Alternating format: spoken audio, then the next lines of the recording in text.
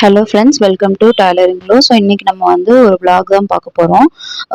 இது வந்து last week போன வாரம் எடுத்து வச்சது. ஸோ இது வந்து சுடி கட் சுடியெல்லாம் கட்டிங் போட்டு வச்சுருக்கேன். விஷயம் என்னென்னா, நிறைய வந்து வீடியோஸ் வந்து எடுத்து அப்லோட் பண்ண முடியல. ஏன்னா ஒர்க் இருக்கிறதுனால அதையும் பார்க்க வேண்டியதாக இருக்குது. இது வந்து இடையில அர்ஜென்ட் அப்படின்னு சொல்லி கொண்டு வந்து கொடுத்துட்டாங்க. இன்னைக்கு ஈவினிங் வந்து இது கொடுக்கணும். இதெல்லாம் ஆல்ரெடி கட்டிங் போட்டிருக்கேன். இதில் வந்து ஒரு 6 செட்டு சுடி செட் இருக்குது. இது எல்லாமே வந்து கம்ப்ளீட் பண்ணணும். இது எல்லாமே ஒரே நாளில் கம்ப்ளீட் பண்ண முடியாது. ஸோ இப்போ பார்த்தீங்கன்னா, அது எடுத்ததுக்கப்புறம் என்னால் எடுக்க முடியல. கொஞ்சம் ஒர்க் இருந்துச்சு. அதுக்கப்புறம் மிஷின் கொஞ்சம் ரிப்பேர் ஆச்சு. ஸோ இடையில வந்து மெக்கானிக் கூப்பிட்டு ரிப்பேர் பண்ணி, ஸோ இந்த மாதிரி ஒர்க்கெல்லாம் போயிட்டு இருக்கிறதுனால கரெக்டாக vlog வந்து எடுக்கவே முடியல. இது வந்து நெக்ஸ்ட் டே. அது முந்தின நாள் இருந்த சுடியில் பாதி 2 சுடியை வந்து செட்டை வந்து ஸ்டிச் பண்ணிட்டு அந்த சாரியும் முடிச்சு அன்னைக்கு ஈவினிங் அவங்களுக்கு கொடுத்ததுக்கப்புறம் வந்து இது வந்து நெக்ஸ்ட் டே இதை வந்து ஸ்டிச் பண்ணிட்டு இருக்கேன். ஆல்ரெடி கட்டிங் போட்டு வச்சுட்டா நமக்கு வந்து ஸ்டிச் பண்ணுறது ரொம்ப ஈஸியாக இருக்கும். நம்ம வந்து இது பண்ணலை, கட்டிங் போடல, அன்னைக்கு தான் போடும்போது அதுக்கே நமக்கு ஒரு 1/2 hour 1 hour நம்ம போடுற எவ்வளோ கட்டிங் போடுறோமோ அதுக்கு வந்து டைம் இழுத்துட்டே இருக்கும். இப்போ என்னன்னா, இப்போ நான் மட்டும்தான் ஸ்டிச் பண்ணுறேன். எனக்கு வந்து அசிஸ்டன்ட் யாரும் இல்லை. நானும் பார்த்துட்டு தான் இருக்கேன், யாராவது கிடைப்பாங்கன்னு பார்க்குறேன். பட் வந்து இன்னுமே வந்து கம்ஃபர்டபுளான ஒரு டெய்லர் வந்து கிடைக்க மாட்டேறாங்க. ஸோ நீங்கள் வந்து இப்போ டெய்லராக இருக்கீங்க அப்படிங்கிறீங்கன்னா, நீங்கள் வந்து பெஸ்ட்டு வந்து நீங்கள் வெளியே போய் தைக்கிறது வந்து ரொம்ப ரொம்ப பெஸ்ட்டு. ஏன் சொல்கிறேன்னா, நீங்கள் வந்து கட்டிங் போட தேவையில்லை, ஸ்டிச் மட்டும் பண்ணால் போதும். கூலாக நீங்கள் பாட்டுக்கு அதில் மெஷர்மெண்ட் எல்லாமே அதுலேயே இருக்கும்.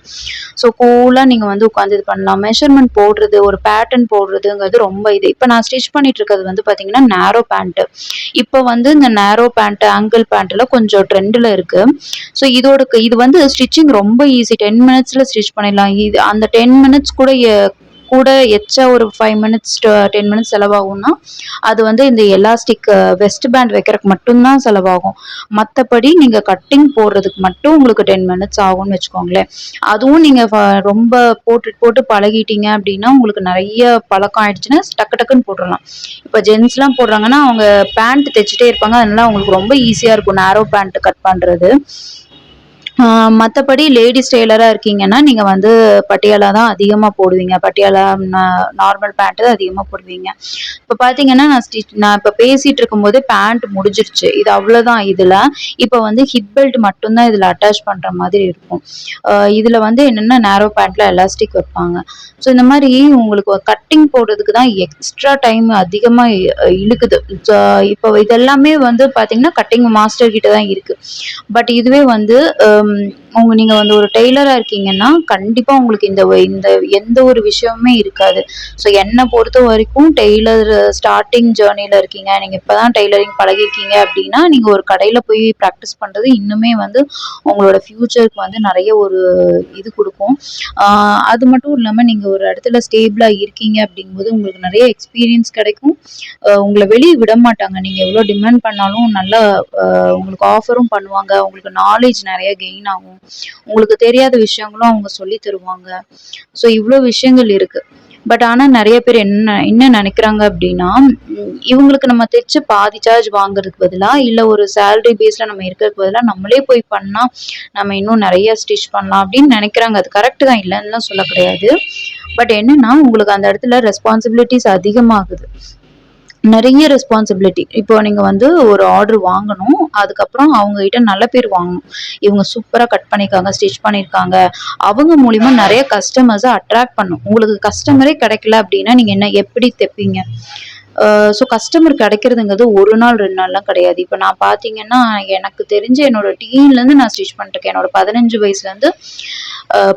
வயசுலேருந்து நான் கஸ்டமர்கிட்ட ஆர்டர் எடுக்கிறேன். ஓகேங்களா? 15 வயசுல தான் நான் தைச்சு பழகினேன்னு சொல்லலை. 15 வயசுல நான் கஸ்டமருக்கு கொடுத்துட்ருக்கேன்.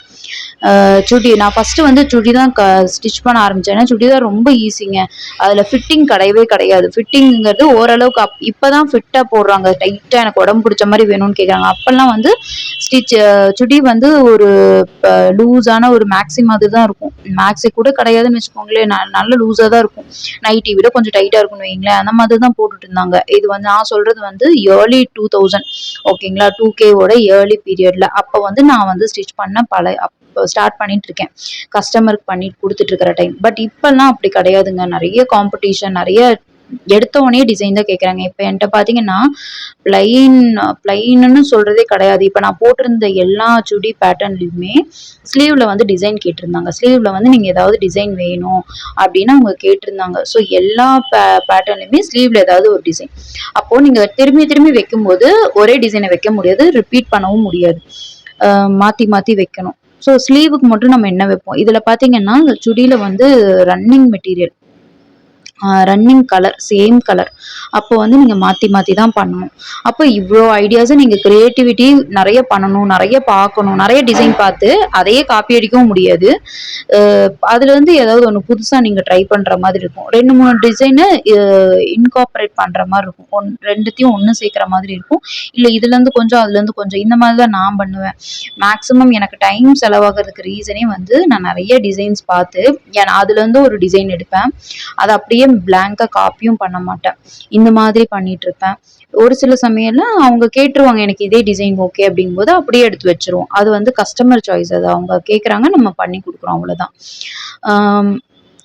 மத்தபடி பார்த்தீங்கன்னா, நீங்க ஒரு டெய்லரா போறீங்கன்னா, அவங்க சொல்லிடுவாங்க. இத வைங்க, அத வைங்க அப்படின்னு சொல்லிடுவாங்க மேக்ஸிமம்.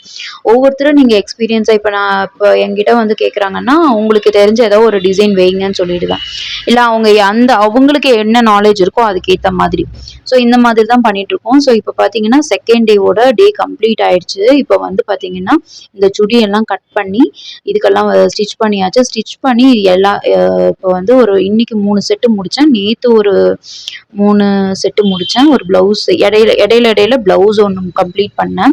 இப்ப இது எல்லாமே வந்து ஓவர்லாக் பண்ணி அயர்ன் பண்ணணும். ஸோ ஆல்ரெடி டைம் ஆயிடுச்சுங்கறனால லாக் பண்ணிட்டு கிளம்பலான்ட்டு எடுத்து வச்சுட்டு இருக்கேன்.